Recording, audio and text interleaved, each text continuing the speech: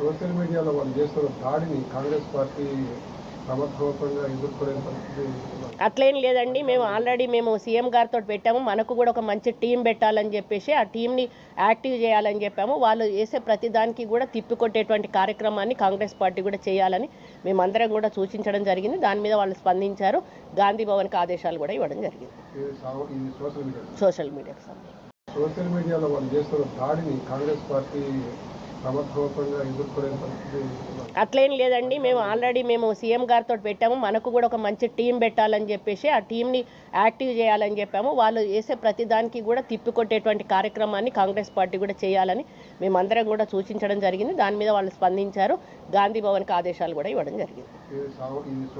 Social మీడియాకి సంబంధించి social మీడియాలో వాళ్ళు చేస్తున్న దాడిని కాంగ్రెస్ పార్టీ సమర్థవంతంగా ఎదుర్కొనే పరిస్థితి అట్లేం లేదండి.